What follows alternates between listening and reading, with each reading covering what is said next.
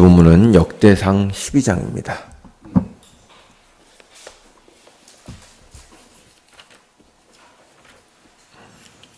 역대상 12장 23절부터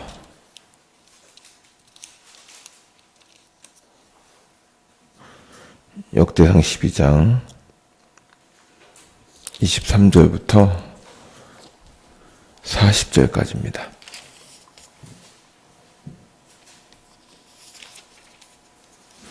역대상 12장 23절부터 40절까지를 한 절씩 교독하도록 하겠습니다. 23절에 제가 먼저 읽겠습니다. 싸움을 준비한 군대 지휘관들이 헤브론에 이르러 다윗에게로 나와서 여호와의 말씀대로 사울의 나라를 그에게 돌리고자 하였으니 그 수요가 이러하였더라.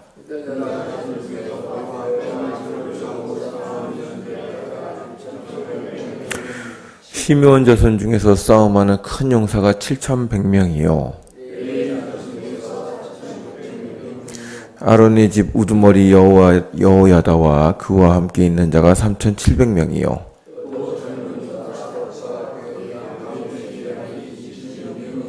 베냐민 자손 곧 사울의 동족은 아직도 태반이나 사울의 집을 따르나 그 중에서 나온 자가 3,000명이요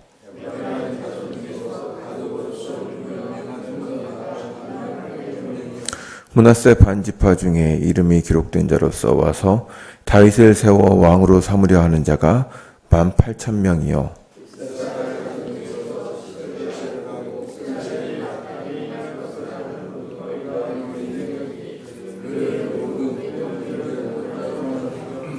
스불론 중에서 모든 무기를 가지고 전열을 갖추고 두 마음을 품지 아니하고 능히 진영에 나아가서 싸움을 잘하는 자가 50,000명이요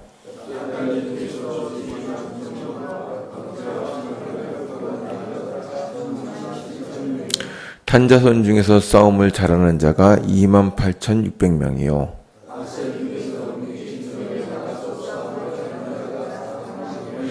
요단 저편 르우벤 자손과 갓 자손과 므낫세 반지파 중에서 모든 무기를 가지고 능히 싸우는 자가 120,000명이었더라.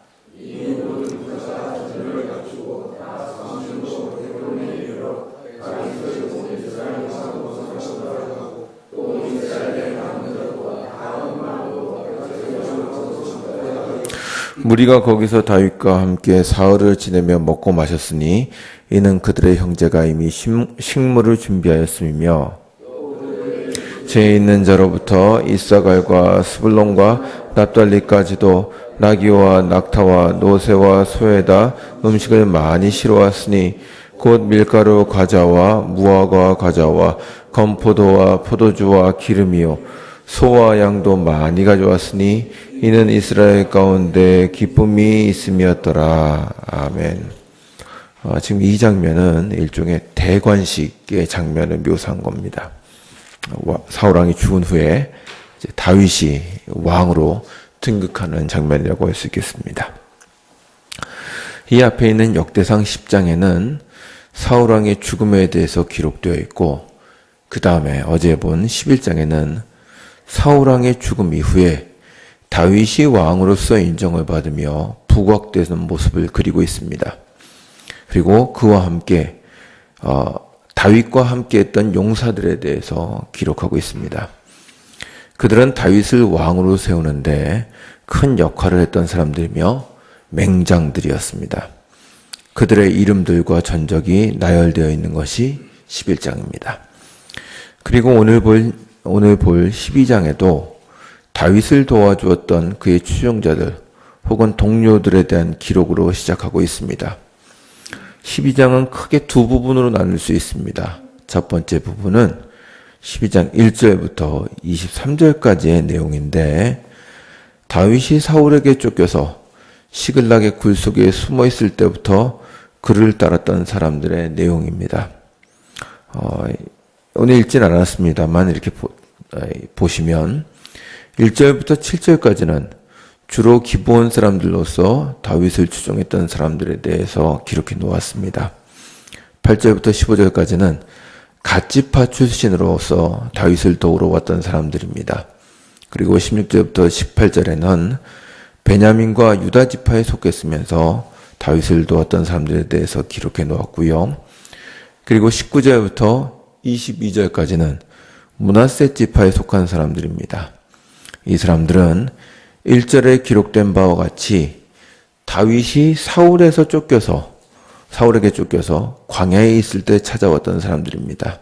아마도 아둘람 굴에 함께 있었던 400명의 사람들과 함께 그 이후에도 다윗을 추종하기 위해서 추가로 왔던 사람들까지를 다 포함하여 기록한 것으로 보입니다. 이 12장 전반부의 내용에서는 크게 두 가지를 기억할 만합니다.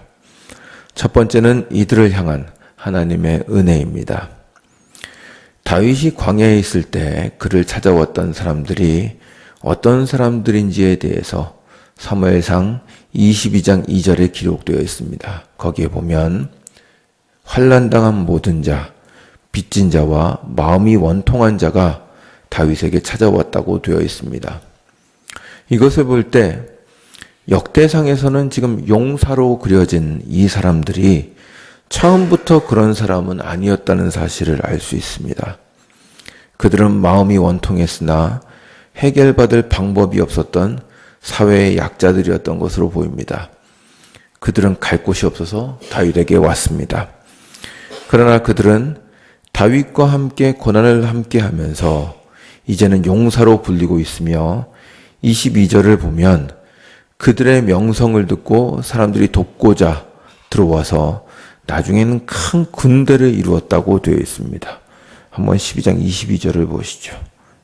22절을 보시면 제가 한번 읽겠습니다. 한번 보십시오.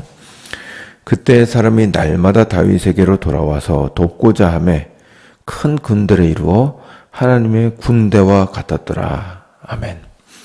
그러니까 이제 그들과 함께한 사람으로 인하여 명성이 났고 그로 인해서 사람들이 날마다 찾아왔다는 것을 보여주고 있습니다. 그리고 이들이 나중에 큰 군대, 하나님의 군대를 이루고 있었다고 됩니다. 그들을 하나님의 군대라고 부름으로써 그들이 하나님의 뜻에 합당한 사람이었다는 것을 보여줍니다. 그들이 처음에는 갈 곳이 없어서 어쩔 수 없이 다윗에게 갔을지 모르지만 다윗과 함께하면서 하나님의 용사로 성장해 나갔습니다. 우리 하나님은 낮은 자를 들어서 높은 자를 부끄럽게 하시는 하나님입니다. 그리고 두 번째로 이 본문에서 볼 만한 것은 아마새가 다윗 앞에서 한 고백입니다. 그것이 18절에 기록되어 있습니다. 한번 보시죠. 12장 18절입니다. 12장 18절을 다 같이 읽겠습니다. 시작. 그때 성령이 30명의 우두머리 아마새를 감싸시니 이르되 다윗이여 우리가 당신에게 속하겠고 이새의 아들이여 우리가 당신과 함께 있으리니 원하건대 평안하소서. 당신도 평안하고 당신을 돕는 자에게도 평안이 있을지니 이는 당신의 하나님이 당신을 도우심이다 한지라.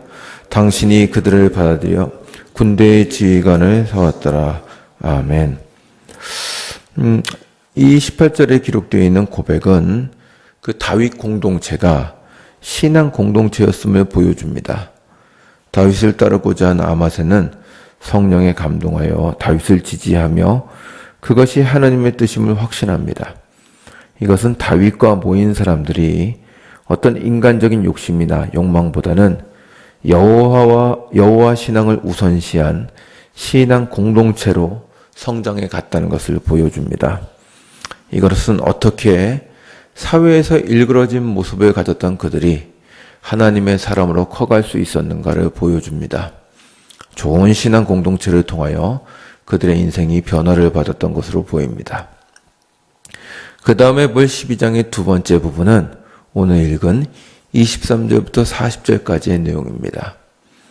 이 본문은 사울왕이 죽은 후에 다윗을 왕위로 올리기 위해서 헤브론 대관식에 참여한 자들을 설명하고 있습니다.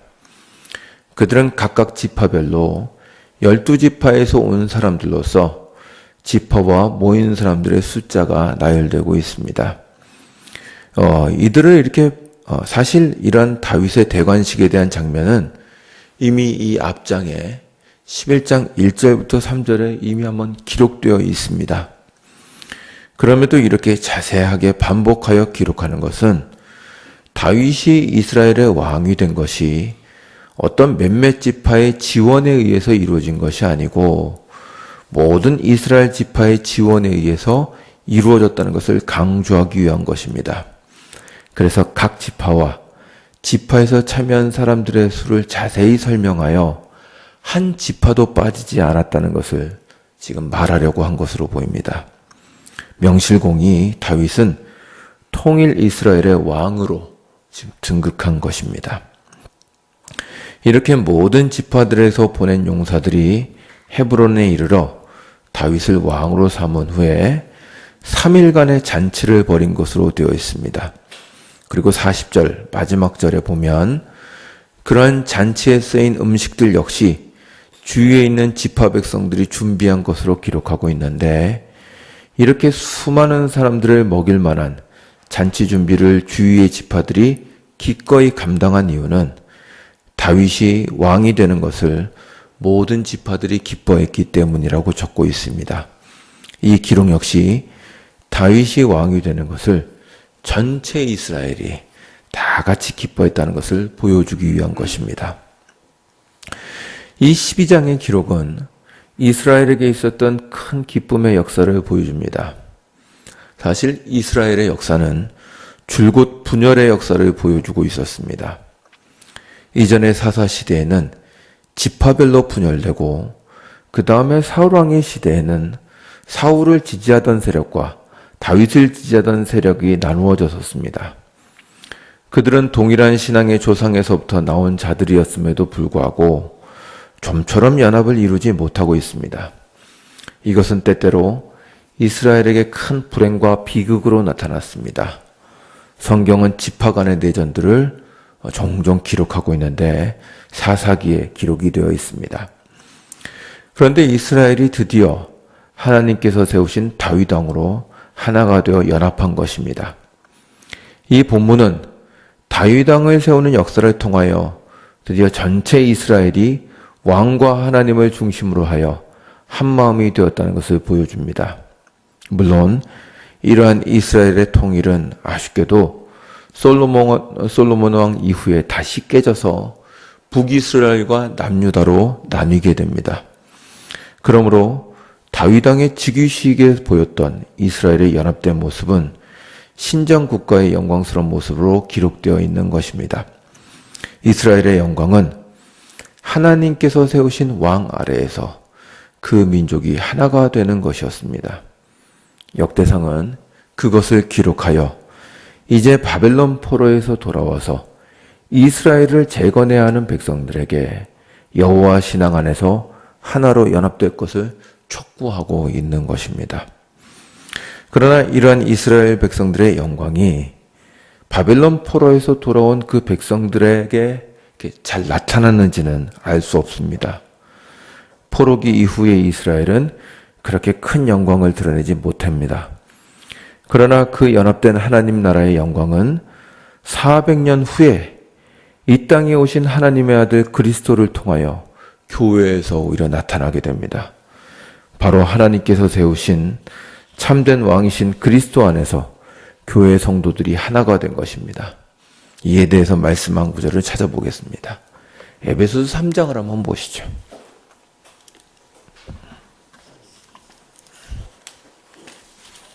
에베소 3장입니다.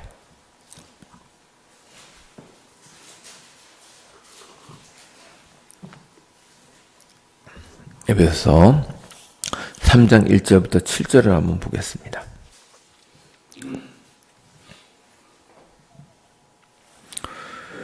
(3장 1절부터 7절을 한 절씩 교독하도록 하겠습니다. 제가 먼저 1절 읽겠습니다.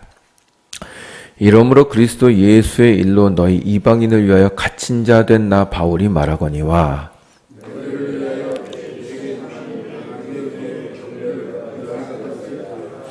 곧 계시로 내게 비밀을 알게 하신 것은 내가 먼저 간단히 기록한 것 같으니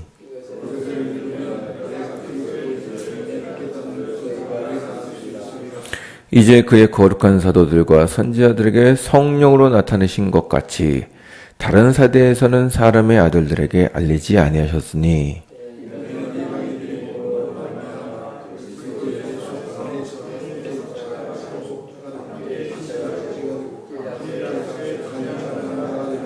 다 같이 읽겠습니다. 이 복음을 위하여 그의 능력이 역사하시는 대로 내게 주신 하나님의 은혜의 선물을 따라 내가 일꾼이 되었노라. 아멘.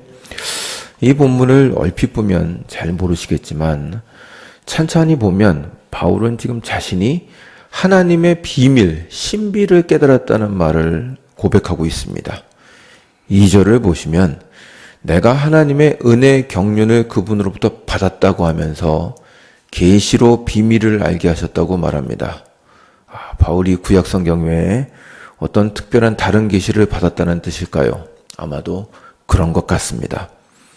바울은 회심 후에 구약 성경을 연구하면서 그리스도의 특별하신 가르침을 받았던 것으로 보입니다. 그는 비밀을 깨달았다고 합니다.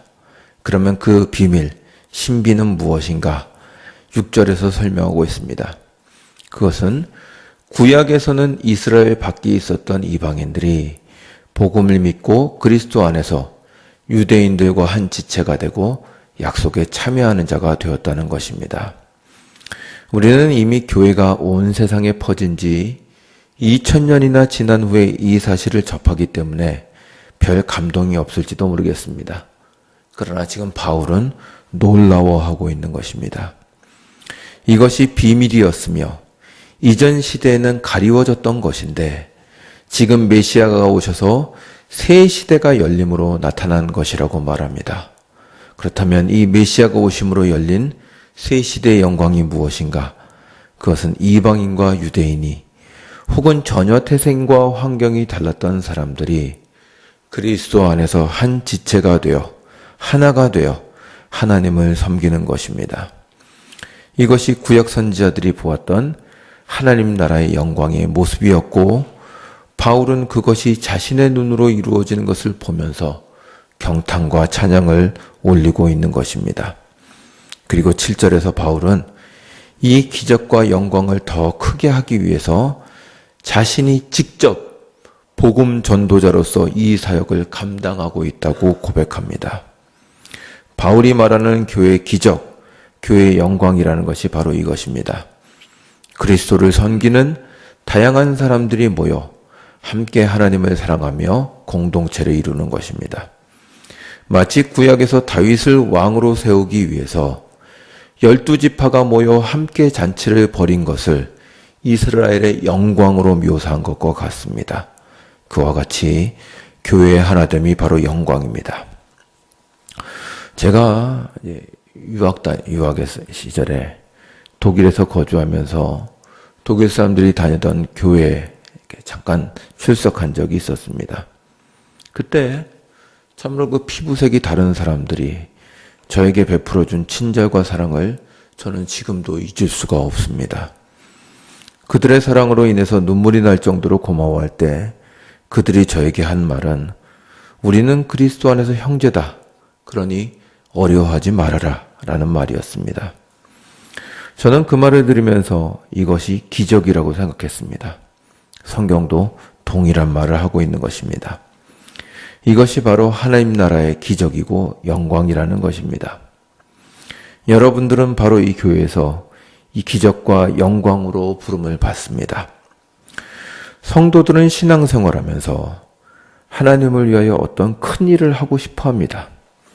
저도 교회에서 사역을 하면서 신앙이 좋은 분들을 많이 만났는데 그분들은 자신들이 하나님께 은혜를 받았음에도 불구하고 그 은혜를 갚지 못하고 있다는 사실에 안타까워했습니다. 그래서 노년에 자녀들을 다 출가시키고 나면 어떤 봉사자나 전도자의 삶을 꿈꾸기도 하고 어떤 분들은 복음을 전하기 위해서 선교를 나가겠다는 계획을 세우기도 하였습니다. 그러니까 제가 신학교에 있다 보니까 나이 드셔서 오시는 분들이 꽤 많으시더라고요. 그래서 이제 걱정이 없으니 내가 복음 전도자의 삶을 살고 싶다 하는 계획을 세우신 거죠. 모두 훌륭한 계획입니다. 그러한 계획을 세우시는 분들의 뜻이 잘 이루어졌으면 좋겠습니다. 그러나 성경은 성도가 꼭 그렇게 큰일이 아니더라도 하나님의 영광을 보여주는 방법이 있다고 말합니다. 그것은 바로 그리스도를 머리로 모신 교회 안에서 형제자매들과 한 마음이 되며 그들과 함께 신앙생활하는 것입니다. 내 마음에 들지 않는, 그러나 하나님께서 함께 모아주신 성도들과 함께하는 것입니다. 너무 단순해 보입니까? 그러나 하나님께서 오늘 본문에서 확인하신 것처럼 구약 성경과 신약 성경 모두가 그렇게 성도의 하나됨을 영광으로 묘사하고 있는 것입니다. 물론 이건 쉬운 일이 아닙니다. 이스라엘의 역사를 보다가 보면 지파들이 하나가 되는 것이 얼마나 힘들었는지를 알 수 있습니다. 지파 간의 자존심, 이익 등으로 인하여 끊임없이 싸웁니다. 교회에서도 비슷한 일이 있을 수 있습니다. 그러나 그것이 하나님을 주인으로 섬기는 우리에게 더 중요한 일이 될 수는 없습니다. 바울은 분명히 그리스도가 자신의 몸으로 교회의 하나됨을 이루셨다고 말합니다. 우리는 서로 마음에 들어서 하나가 된 것이 아닙니다. 이걸 이해하십시오. 우리는 그리스도의 은혜로 하나가 됐습니다. 그리스도를 봐서 서로 용납하고 사랑하는 것이지 상대방이 마음에 들어서 받는 것은 아닙니다. 이제 이 일을 하시면 됩니다. 여러분이 섬기는 교회에 가서 그리스도 안에서 하나 된 사람을 받고 용납하여 하나님 나라의 영광을 보여주십시오. 그때 그 공동체가 그리스도의 공동체임이 증명될 것입니다. 이러한 성도가 되시기를 주님의 이름으로 축원합니다. 기도하시겠습니다. 주님, 은혜를 감사드립니다. 참으로 12지파가 한 다윗왕을 다윗을 왕으로 모시면서 참으로 모든 자들이 함께 기뻐한 것을 큰 이스라엘의 영광으로 기록해 놓은 것처럼 우리가 그리스도를 한 머리로 섬기면서 한 나라를 이루고 한 공동체를 이루는 것을 주께서 영광으로 보시는 줄을 저희들이 오늘 확인했습니다. 주님, 참으로 주님께서 하나로 만드신 이 성도들을 귀하게 여기게 하여 주십시고 서로 마음이 맞지 않고 마음에 안 드는 것이 있다 할지라도 그리스도 안에서 하나가 되어 한 공동체를 이루는 것이 주님의 기쁘신 뜻임을 확인하게 하여 주시옵소서. 그래서 우리가 만난 가족들, 교회들, 더 나아가서 이 사회가 하나님께서 우리에게 주신 그 나라요, 참으로 한 형제들인 줄 알아서 우리가 어렵고 힘든 일이 있다고 할지라도 잘 치고 나가서 하나님께 영광을 돌릴 수 있도록 우리에게 믿음과 넓은 마음을 허락하여 주시옵소서. 감사드리며 예수님의 이름으로 기도드리옵나이다. 아멘. 하늘에 계신 우리